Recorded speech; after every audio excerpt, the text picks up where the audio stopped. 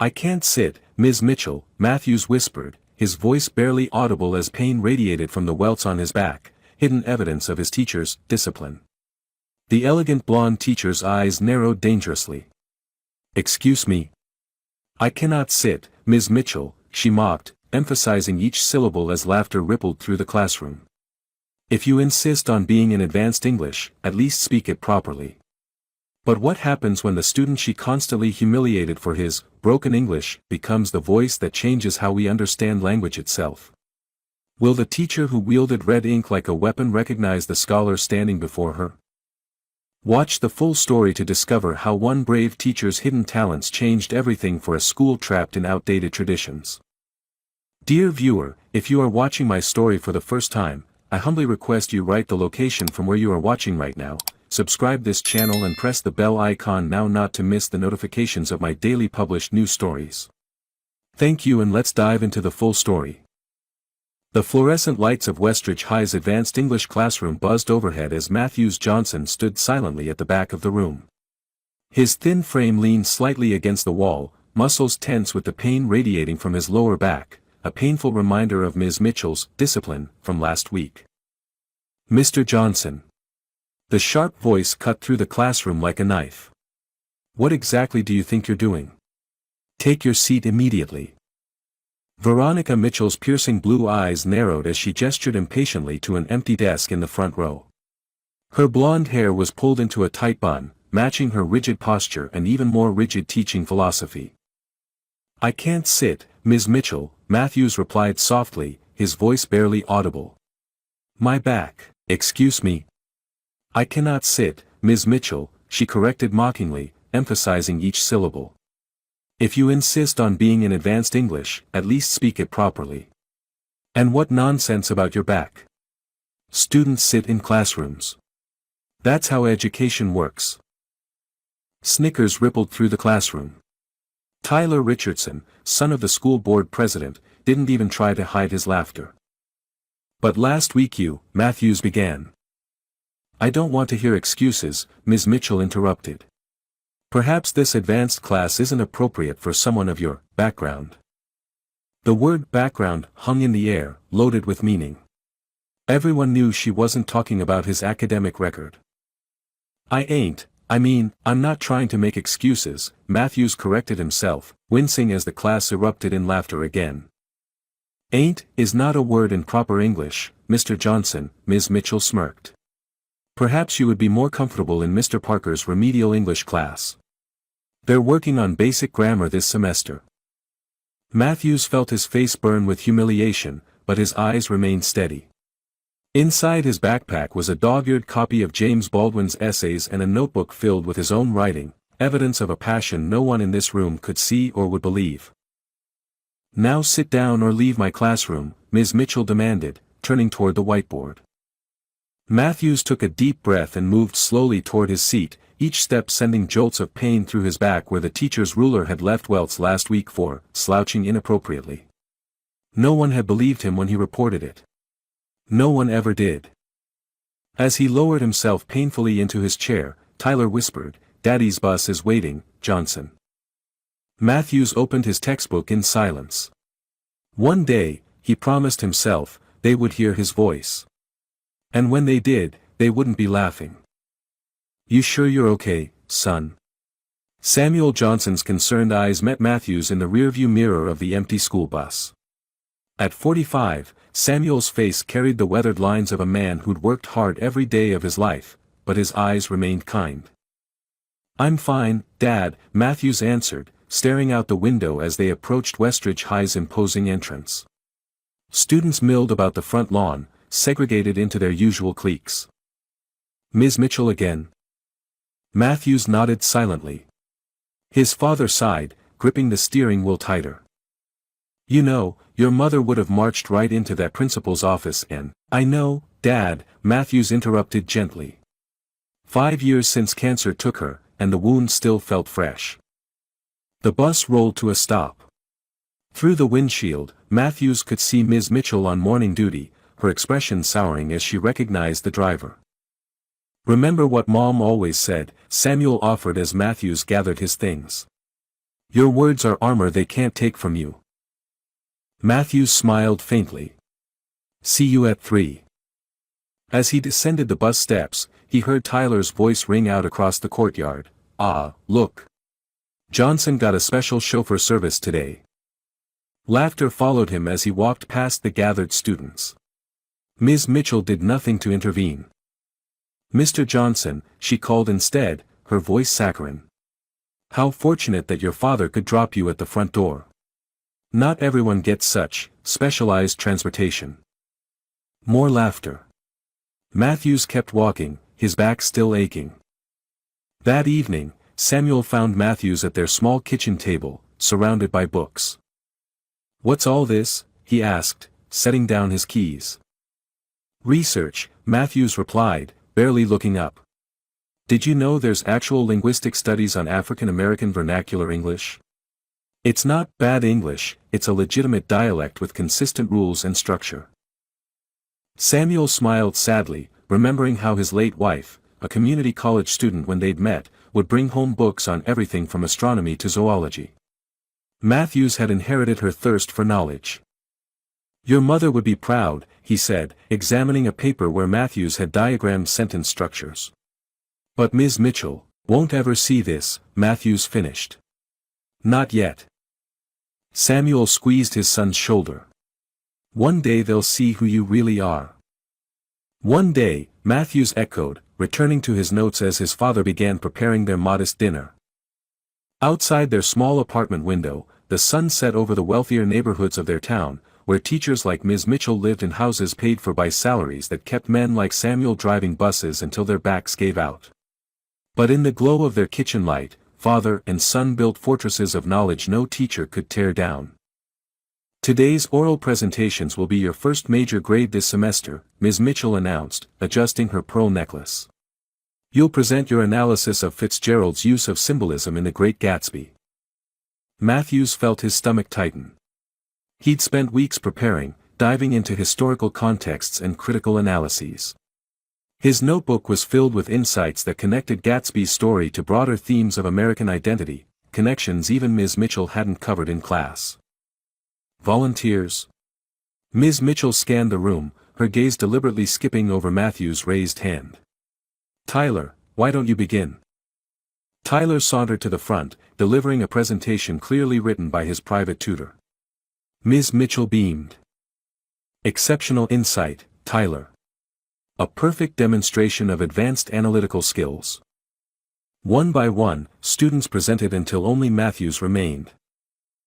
I suppose we have time for one more, Ms. Mitchell sighed, checking her watch. Mr. Johnson, try to be concise. Matthews approached the front, ignoring the throbbing in his back. Taking a deep breath, he began. Fitzgerald uses the green light as more than just Gatsby's hope for Daisy. It represents the contradiction of the American dream itself, always visible but never truly reachable for those born outside privilege. As he continued, connecting the novel to the Great Migration and racial barriers of the 1920s, he noticed several students actually listening. For once, he forgot to self-monitor his speech, letting his natural cadence flow as excitement built.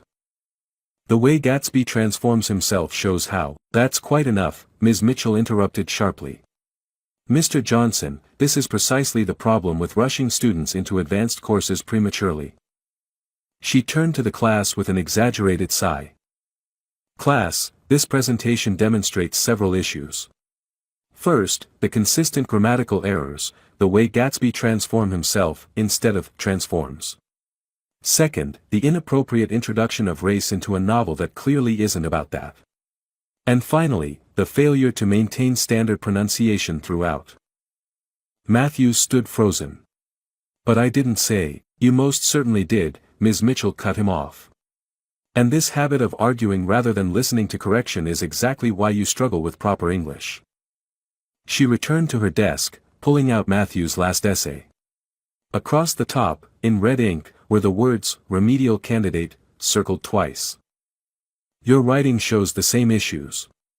Colloquialisms instead of academic language, improper verb agreements, and cultural references that aren't relevant to the text. Those weren't mistakes, Matthews said quietly, feeling heat rise in his face. "I was deliberately examining how language can be." "Sit down, Mr. Johnson," Ms. Mitchell snapped. "I've been teaching English for 20 years. I think I know the difference between deliberate analysis and a student who simply isn't prepared for advanced coursework." As Matthews returned to his seat, she added loudly enough for everyone to hear, "Advanced English isn't for everyone. Some students would be better served acknowledging their limitations." Tyler leaned over. "Maybe your dad can teach you proper English while he's driving the bus," he whispered. That night, Matthews sat alone in his room, staring at his essay. Every error Ms. Mitchell had circled was a conscious stylistic choice, an attempt to marry academic analysis with his authentic voice. He crumpled the paper, then smoothed it out again. Something inside him refused to let her red pen be the final word. The school library became Matthew's refuge during lunch periods. While other students crowded the cafeteria, he navigated the quiet stacks, finding solace among books that didn't judge his accent or background. "Back again, Matthews?" Mrs. Lewis, the elderly librarian with silver-rimmed glasses, smiled warmly as he settled at his usual corner table. "Yes, ma'am," he replied, carefully unpacking his worn backpack. Mrs. Lewis watched as he arranged his materials with methodical precision: notebook, dictionary, 3 sharpened pencils, and a paperback that looked far too advanced for a typical freshman. "Linguistic anthropology," she read, adjusting her glasses. "That's university-level material." Matthews tensed, expecting the familiar mockery. "I'm just curious about how language evolves," he explained cautiously. Instead of dismissal, Mrs. Lewis nodded thoughtfully. "You know, we just received some books you might find interesting." She disappeared into the stacks, returning with several volumes. These focus on African American literary traditions and linguistic patterns. Matthews examined the titles with growing excitement. "Are these really part of the school collection?" "They certainly are," Mrs. Lewis affirmed. "Though some teachers prefer the more conventional canon." Over the next few weeks, their conversations deepened. Mrs. Lewis listened as Matthews articulated thoughts he'd never dared express in Ms. Mitchell's classroom. "Language isn't static," he explained one day, his eyes alight with discovery. "What's considered proper English is just the dialect of people who historically held power." "A provocative perspective," Mrs. Lewis commented. "Have you been keeping a journal of these insights?"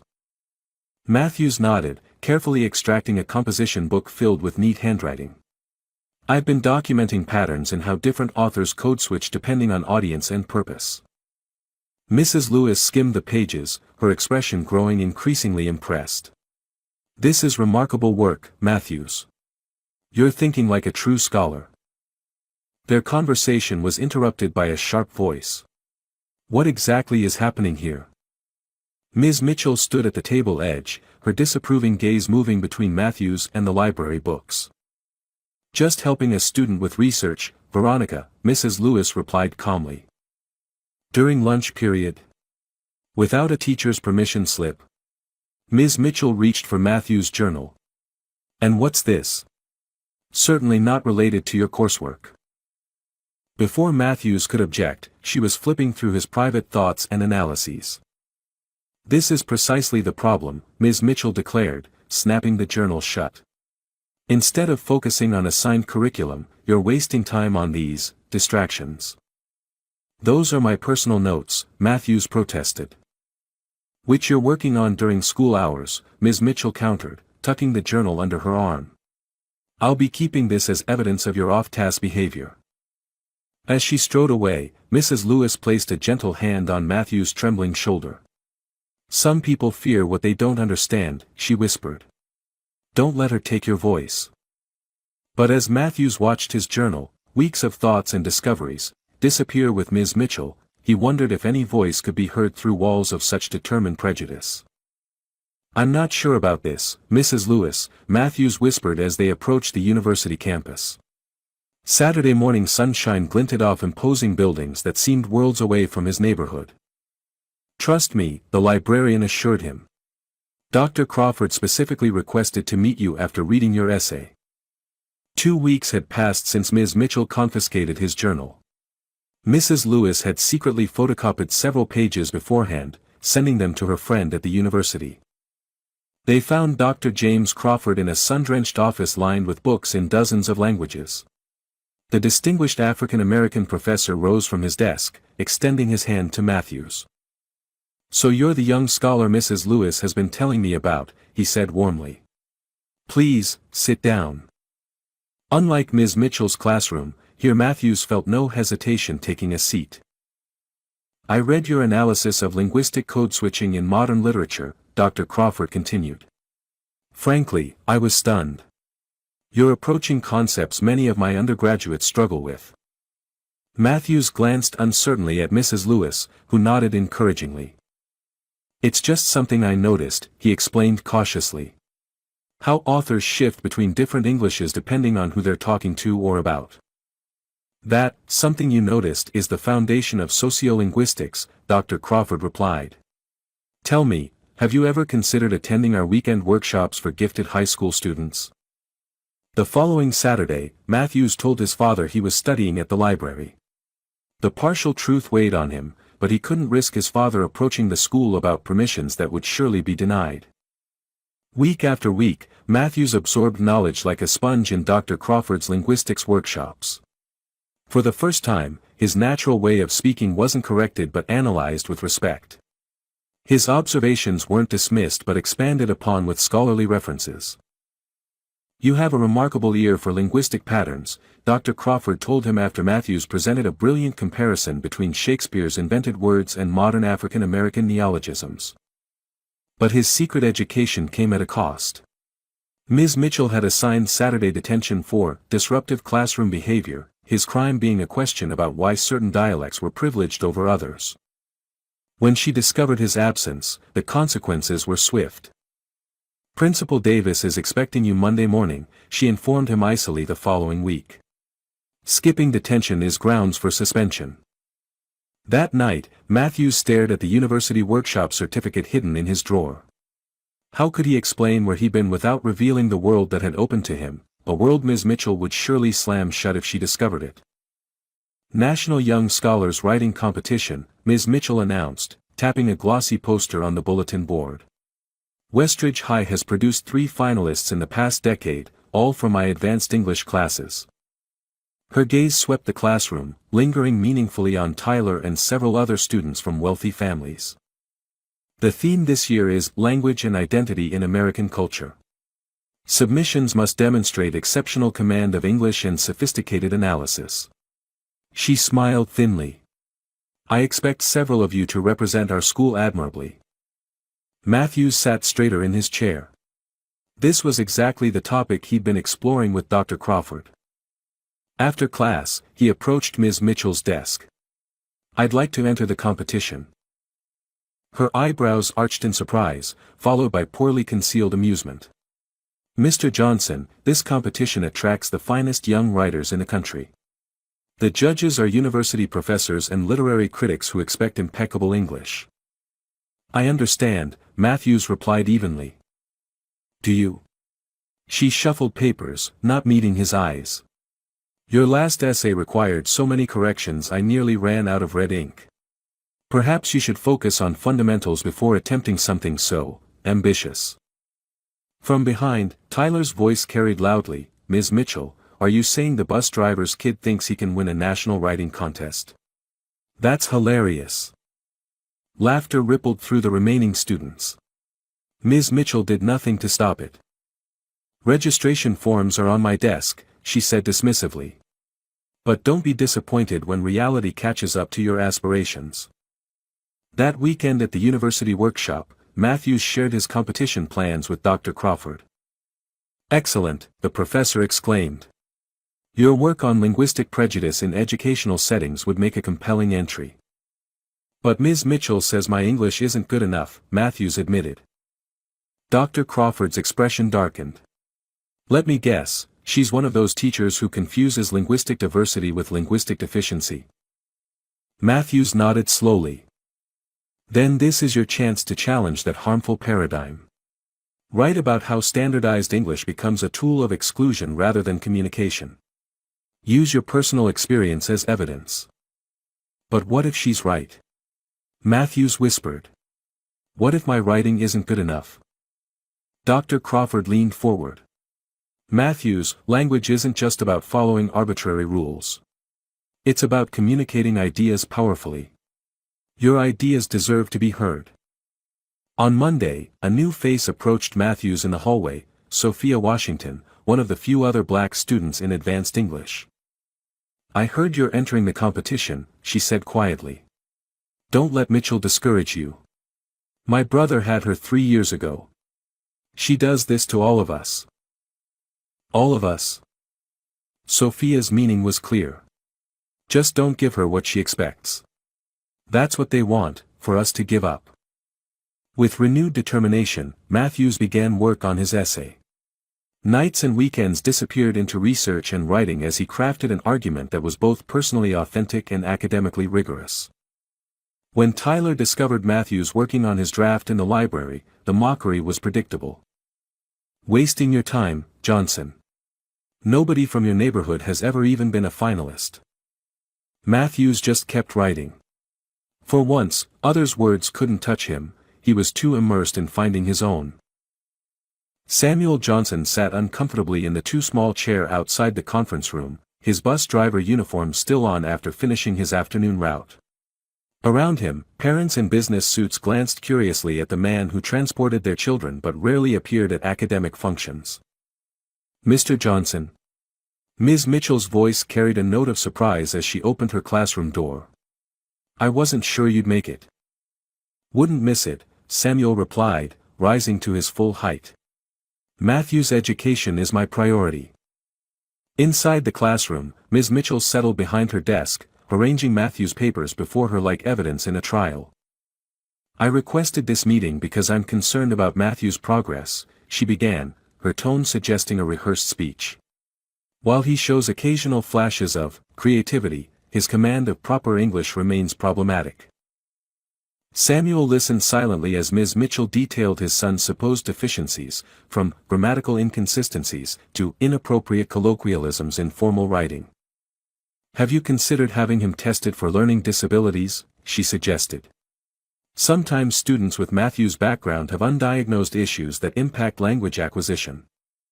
My son doesn't have a disability, Samuel stated firmly. He reads college-level books at home. Ms. Mitchell's smile tightened. With all due respect, Mr. Johnson, there's a significant difference between casual reading and academic English proficiency. As a professional educator, I can recognize when a student is struggling with standard language conventions. Matthews writes poetry, Samuel continued. His mother was studying literature before she passed. Our home might be small, but it's full of books. A flicker of surprise crossed Ms. Mitchell's face before her professional mask returned.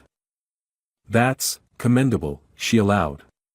However, it doesn't change the fact that Matthews consistently uses non-standard English in his academic work. I'm simply suggesting that perhaps the advanced track isn't the most appropriate placement for him. Samuel leaned forward. Are you saying my son isn't smart enough for your class? Not at all, Ms. Mitchell backpedaled smoothly. I'm saying that different students have different strengths. Perhaps Matthews would thrive in a more supportive environment with modified expectations. Lower expectations, you mean, Samuel translated. Ms. Mitchell sighed dramatically. Mr. Johnson, I understand this must be difficult to hear. Particularly given your circumstances. My circumstances? Single parenting is challenging, she clarified, though her glance at his uniform made her meaning clear. And without a college education yourself, supporting Matthew's academic journey must feel overwhelming at times. Samuel stood slowly, dignity in every inch of his posture. Ms. Mitchell, my job is driving children safely to school so they can learn. Your job is teaching them once they arrive. I do my job with respect for every child on my bus. I expect you to do yours with the same respect for my son. As he turned to leave, Ms. Mitchell called after him, I've recommended Matthew's transfer to Standard English for spring semester. The paperwork just needs your signature. Samuel paused at the door. You'll be waiting a long time for that signature, Ms. Mitchell. Contestants must submit entries using only their initials and contestant number, Dr. Crawford explained, reviewing the competition guidelines with Matthews in his university office. It ensures blind judging. Matthews stared at his essay, 15 pages representing months of research and writing. The title page read simply, "The Politics of Proper, How Language Standardization Perpetuates Educational Inequality." "Are you sure it's ready?" he asked anxiously. Dr. Crawford adjusted his glasses, considering the manuscript thoughtfully. "Your argument is compelling and well-researched. Your writing seamlessly blends academic analysis with authentic voice. The personal narratives strengthen rather than distract from your scholarly points." He handed the papers back to Matthews. "But the final decision is yours. Are you satisfied with this work?" Matthews thought of Ms. Mitchell's red pen, of Tyler's sneers, of his father sitting proudly in that conference room defending him despite the condescension directed at them both. "Yes," he decided. "I'm proud of this essay."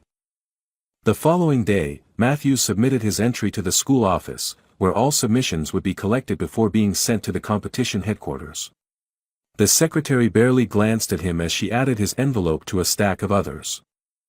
Later that week, Ms. Mitchell announced to the class that she had been selected as one of the regional judges for the competition's first round. "This is a tremendous honor," she proclaimed. "And a responsibility I take very seriously. I'll be evaluating entries from schools throughout the district, including our own submissions." Her gaze swept past Matthews as if he weren't there. "I've already seen several impressive drafts from students in this room. Westridge High has a reputation to maintain." When class ended, Sophia caught up with Matthews in the hallway. "Did you submit your essay?" He nodded. "Mitchell being a judge complicates things," she observed. "She can recognize your writing style." "The judging is anonymous," Matthews reminded her. "She'll only see my initials." "Let's hope that's enough," Sophia replied skeptically. 2 weeks later, Ms. Mitchell entered the classroom with unusual energy, waving a stack of papers. "I've finished my preliminary judging," she announced. "And I'm pleased to report that one of our school's entries has advanced to the semi-final round." The class buzzed with excitement. Tyler sat up straighter, smirking confidently. "While I can't reveal the author due to competition rules, I can share that this particular essay was exceptional, a sophisticated examination of linguistic evolution that impressed all the judges." Ms. Mitchell continued reading from her notes. "This writer demonstrates remarkable insight into the socio-political dimensions of language standardization, challenging readers to reconsider fundamental assumptions about correct English." Matthews froze. She was quoting directly from his essay's conclusion. The author seamlessly integrates scholarly research with compelling personal narrative, creating an argument that is both intellectually rigorous and emotionally resonant. She looked up, beaming. "This level of writing exemplifies what advanced English students should aspire to. I expect we'll learn the finalist's identity within the month." As the class speculated wildly about who the mystery writer might be, Matthews remained silent, a complex mixture of pride and apprehension churning inside him. Ms. Mitchell had praised his work, the very voice she had spent a year trying to silence, not knowing it was his. How would she react when she discovered the truth? Finalists for the National Young Scholars Writing Competition will be announced at Friday's assembly, Principal Davis declared over the morning announcements. Westridge High is honored to have a semi-finalist advancing to the final round of judging. The school buzzed with speculation. Tyler boasted increasingly elaborate claims about his essay to anyone who would listen, while Ms. Mitchell watched with approving smiles that suggested she believed him responsible for the school's success. "Did you hear?" Sophia whispered to Matthews during lunch. "They're flying in the head judge from New York for the announcement. It's a big deal." Matthews nodded, his stomach in knots. "Ms. Mitchell still doesn't know it's my essay. What happens when she finds out?" Before Matthews could answer, Tyler appeared with his usual entourage. "Planning your concession speech, Johnson," he taunted. Maybe you can congratulate me in proper English for once. Sophia stood protectively. Leave him alone, Tyler. Just having fun, Tyler smirked. Everyone knows who wrote the winning essay anyway. As they walked away, Sophia muttered, he's in for a shock. The day before the assembly, Ms. Mitchell intercepted Matthews in the hallway, her expression unusually severe even by her standards. Mr. Johnson, a word. She led him to an empty classroom, closing the door with deliberate care. It's come to my attention that you submitted an entry to the writing competition. Matthews nodded cautiously. Yes, ma'am. What's curious, she continued, is that the semi-finalist entry matches your contestant number, yet the writing quality is inconsistent with your classroom performance.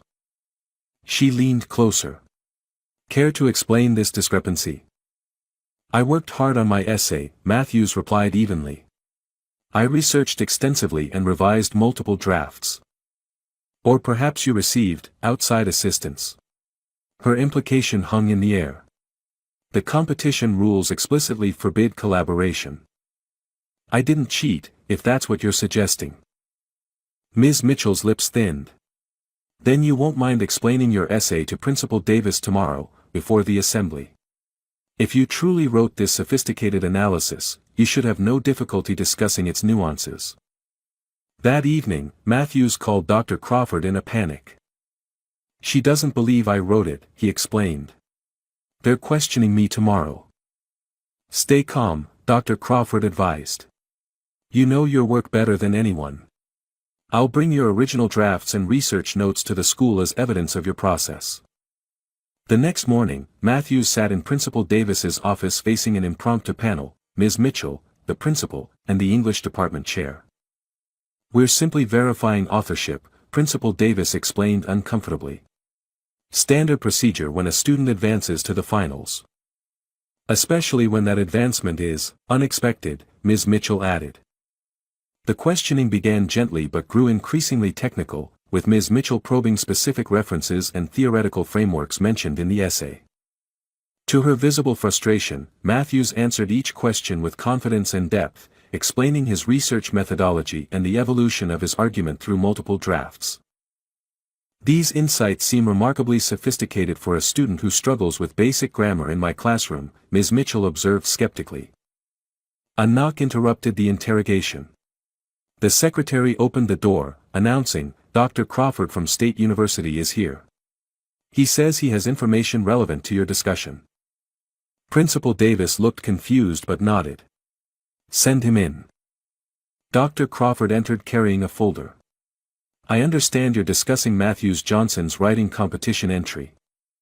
This is a school matter, Dr. Crawford, Ms. Mitchell began. It becomes a university matter when you accuse a student in our academic outreach program of plagiarism without evidence, he replied firmly. I've been mentoring Matthews in our weekend linguistics workshop since October. The auditorium hummed with anticipation as students filed in for the special assembly. On stage, Principal Davis sat alongside distinguished guests, including Dr. Eleanor Whitney, the chief judge of the National Young Scholars Writing Competition. Ms. Mitchell occupied a seat of honor, her posture rigid with pride. Today we celebrate academic excellence, Principal Davis began, approaching the podium. Westridge High has produced a finalist in the most prestigious student writing competition in the country. Applause rippled through the audience. In the front row, Tyler adjusted his tie, ready to receive recognition. Before we reveal our finalist's identity, Dr. Whitney would like to say a few words about this remarkable essay. The distinguished judge took the microphone, her academic robes lending gravity to the occasion. Each year, we receive thousands of submissions from promising young writers, she explained. Occasionally, we encounter work that transcends typical student writing, work that challenges established perspectives and advances scholarly discourse. From his seat in the middle rows, Matthews barely breathed. This year's essay, titled The Politics of Proper, How Language Standardization Perpetuates Educational Inequality, exemplifies such exceptional scholarship. The author demonstrates sophisticated understanding of linguistic theory while humanizing abstract concepts through powerful personal narrative. Dr. Whitney held up a copy of Matthew's essay. This young writer argues that what we consider proper English often serves as a mechanism for exclusion rather than communication, a provocative thesis supported with rigorous research and compelling examples. Ms. Mitchell's smile faltered slightly as Dr. Whitney continued quoting passages that sounded increasingly familiar. It is now my honor to announce that the author of this extraordinary work, and recipient of our $25,000 scholarship, is Matthews Johnson from Westridge High School.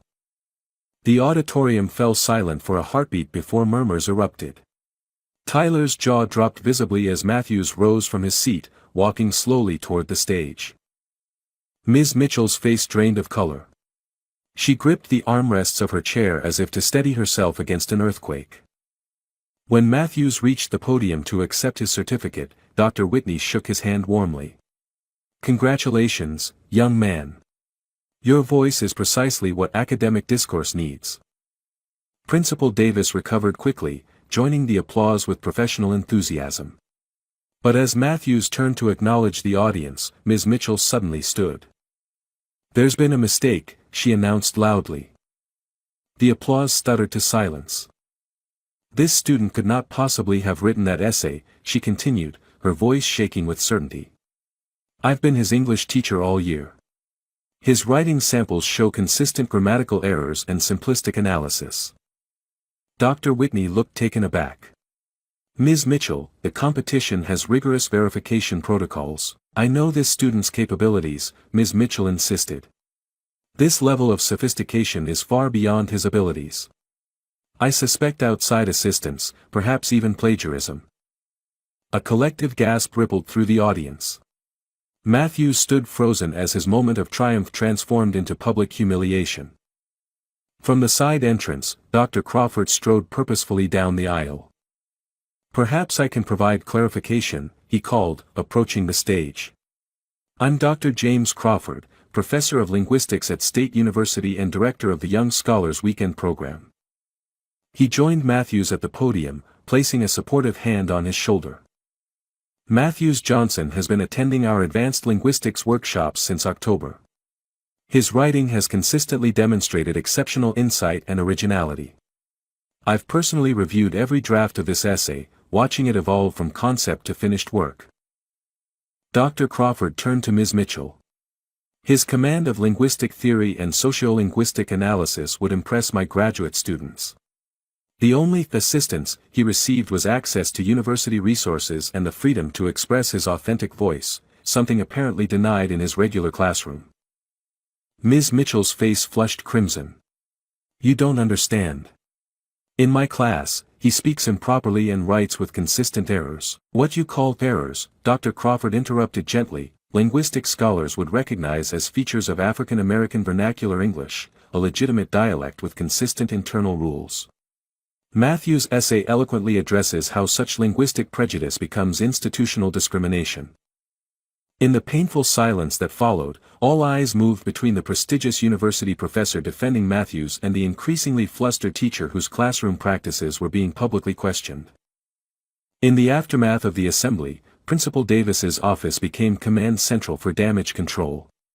Representatives from the school board huddled with administrators while Ms. Mitchell sat ashen-faced in the corner, her usual confidence shattered. "The situation is straightforward," Dr. Whitney asserted. "Our verification process confirmed Matthews Johnson as the legitimate author. His essay met every criterion for excellence, demonstrating exceptional insight into linguistic dynamics in educational settings." "No one is questioning the essay's quality," Principal Davis placated. "It's just that Ms. Mitchell's classroom observations suggested that a black student from a working-class background couldn't possibly write at this level." Dr. Crawford finished bluntly. "Perhaps the real question is why such a talented young scholar was systematically discouraged in his English classroom." In the library, Matthews sat surrounded by unexpected allies, Sophia, Mrs. Lewis, his father, and several students who had witnessed his humiliation and come to offer support. "I never thought she'd go that far," Sophia whispered, stunned by Ms. Mitchell's public accusation. Samuel squeezed his son's shoulder, pride warring with protective anger. "Your mother always said your words would change lives someday. She was right." A knock at the library door silenced the group. Tyler Richardson entered awkwardly, lacking his usual entourage. "Can I talk to you?" he asked Matthews hesitantly. When no one moved, he added, "Alone?"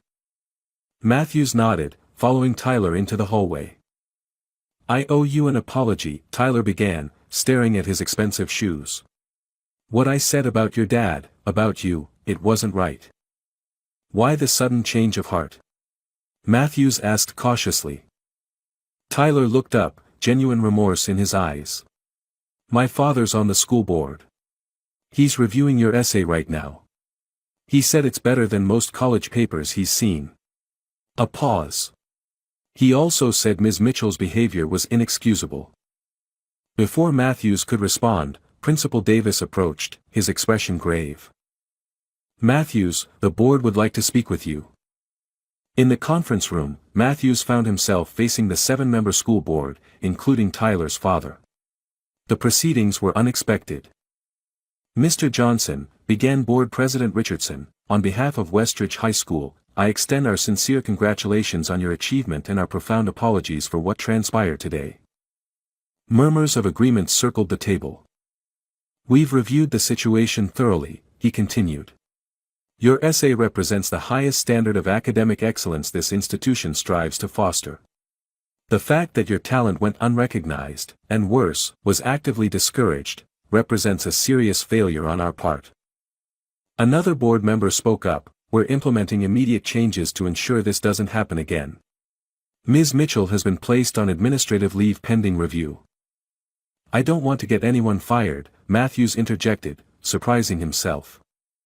"This isn't just about today," President Richardson clarified. Dr. Crawford shared concerning patterns of behavior extending throughout the year, corroborated by other students and staff. Your essay simply brought these issues to light. As the meeting concluded, Principal Davis approached Matthews privately. "I failed you," he admitted. "I should have investigated when your father raised concerns about Ms. Mitchell's treatment. I assumed." He trailed off, but his meaning was clear. He had made assumptions based on the Johnson's socioeconomic status. "We're establishing a partnership with Dr. Crawford's department," he continued. "And I'd like you to help shape new inclusive language policies for our English curriculum." Outside the office, Samuel waited with quiet dignity. Father and son walked together through hallways that suddenly felt different, as if Matthew's words had literally changed the architecture of his world. "Your mother would be so proud," Samuel whispered. 5 years later, Matthews Johnson stood at a podium in State University's Grand Lecture Hall, adjusting his glasses as he prepared to deliver the keynote address for the Linguistics Department's annual symposium. At 24, he was the youngest speaker ever invited, a graduate student whose first book, Beyond Proper, Reimagining Linguistic Inclusivity in American Education, was already generating academic buzz. The audience included distinguished professors, eager students, and one familiar face in the back row, Veronica Mitchell, considerably more subdued than in his memories. "Language is power," Matthews began, his voice carrying effortlessly through the hall. "The authority to determine which words are proper, and which are improper, has historically rested with those who control educational institutions." As he continued his presentation, tracing how standardized English requirements often serve as proxies for class and racial gatekeeping, he noticed Ms. Mitchell taking careful notes. "This isn't about lowering standards," he emphasized. "It's about recognizing that linguistic diversity represents intellectual wealth, not deficiency. When we silence authentic voices in the classroom, we lose vital perspectives that could enrich academic discourse." After thunderous applause and a standing ovation, Matthews found himself surrounded by colleagues and admirers. Dr. Crawford, now his graduate advisor, beamed with mentor's pride. As the crowd thinned, Ms. Mitchell approached hesitantly. "Excellent presentation, Mr. Johnson," she offered, her voice lacking its former imperious tone. "You've given me much to reconsider about my teaching methods." Matthews studied her carefully. The 5 intervening years had brought changes. She'd left Westridge after her suspension, eventually finding a position at a community college where, rumor had it, she'd been working to revise her pedagogical approach. "I owe you an apology," she continued when he didn't immediately respond. "My treatment of you was inexcusable. I allowed my biases to blind me to your extraordinary talent." "Why come here today?" Matthews asked quietly. "Your book," she admitted. "Reading it was uncomfortable but necessary. You were right about language being wielded as a tool of exclusion. I was part of that system." In the thoughtful silence that followed, Matthews considered how easily he could dismiss her, how justified that dismissal would be after years of humiliation and doubt. Instead, he extended his hand. Education is about growth, for teachers as well as students. As they shook hands, Samuel Johnson approached, pride evident in every line of his face. Now retired from bus driving, he'd used Matthews' scholarship money to return to school himself, pursuing the education interrupted decades earlier by financial necessity. "Dad, you remember Ms. Mitchell," Matthews said. Samuel nodded politely. "Congratulations on your success, son. Your mother always said your words would open doors." Later that evening, as Matthews finalized plans for the scholarship foundation he was establishing for children of service workers, he reflected on the journey from that painful classroom to this moment of triumph. The scholarship's name, standing at the back, commemorated that first day when a teacher's cruelty had unknowingly set him on the path to becoming the very authority on language she had never believed he could be. Words, he had learned, were indeed armor. But they were also bridges, building connections across the divisions others tried to maintain, even, sometimes, to those who once sought to silence him. Dear friend, this story reminds us that true education isn't about silencing voices that sound different, but amplifying the diverse perspectives that enrich our understanding. Too often, we mistake linguistic differences for intellectual deficiencies, a prejudice that continues to limit potential in classrooms everywhere. Intelligence speaks in many accents, and brilliance doesn't conform to a single standard of expression. If this story touched your heart, please like this video and subscribe to our channel for more powerful narratives that challenge us to recognize the genius that sometimes stands quietly at the back of the room, waiting for someone to simply listen.